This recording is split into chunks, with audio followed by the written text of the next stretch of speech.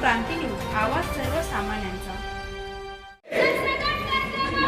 झालीच पाहिजे। या सरकारचं करायचं काय?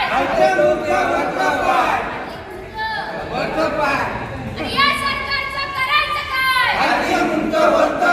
रोहित दादा पवार तुम आगे बढ़ो। हम तुम्हारे साथ हैं। रोहित दादा पवार तुम आगे बढ़ो। हम तुम्हारे साथ हैं। विनाश सरसकट कर्जमाफी झालीच पाहिजे। सातबारा कोरा झालाच पाहिजे। शेतकऱ्यांचा सातबारा कोरा झालाच पाहिजे।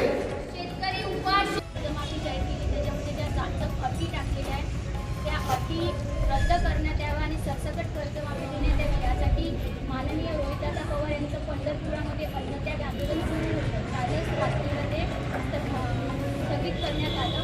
त्यांना कळंब तालुक्यातल्या शेतकऱ्यांचा सुद्धा पाठिंबा असला पाहिजे। या लढ्यामध्ये कळंब तालुक्यातल्या शेतकऱ्यांचा सुद्धा सहभाग असला पाहिजे, म्हणून त्यांना निवेदन आम्ही तुम्हाला देतो आणि हे निवेदन कृषी मंत्री यांच्या नावाने आहे की आम्हाला सरसकट कर्जमाफी पाहिजे। सरसकट कर्जमाफी झालीच पाहिजे। सरसकट कर्जमाफी झालीच पाहिजे।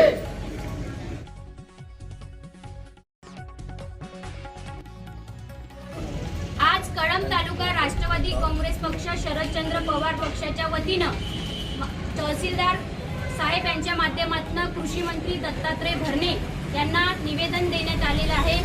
माननीय रोहितदादा पवार यांचं पंढरपूरमध्ये जे अन्नदात्यासाठी अन्नत्याग आंदोलन सुरू होतं, त्या आंदोलनाला कळंब तालुक्यातील शेतकऱ्यांचा सुद्धा पाठिंबा असला पाहिजे। त्यांच्या लढ्यामध्ये हा शेतकरी कळंब तालुक्यातला सुद्धा सोबत असला पाहिजे। यासाठी आम्ही संपूर्ण शेतकऱ्यांच्या वतीनं आज निवेदन देण्यात आलेलं आहे।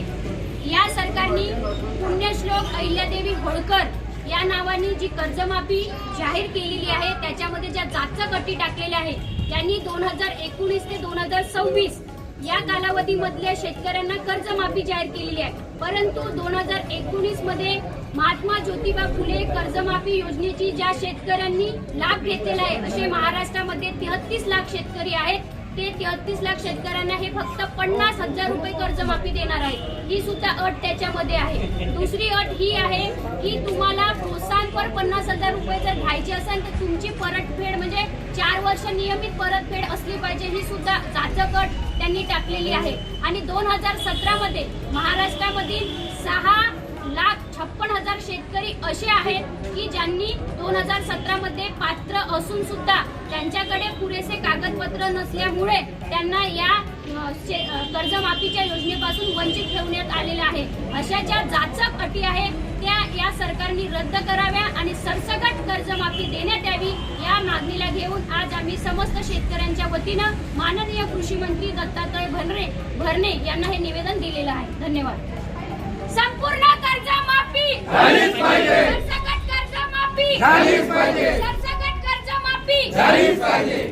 रोहित पवार तुम आगे बढ़ो, हम तुम्हारे साथ हैं। रोहित पवार तुम आगे बढ़ो, हम तुम्हारे साथ हैं। रोहित पवार तुम आगे बढ़ो, हम तुम्हारे साथ हैं। अशाच नवनवीन बातम्या पाहण्यासाठी आमच्या महाराष्ट्र क्रांती न्यूज या YouTube चॅनलला लाईक करा, सबस्क्राईब करा आणि बेल आयकॉनला प्रेस करा।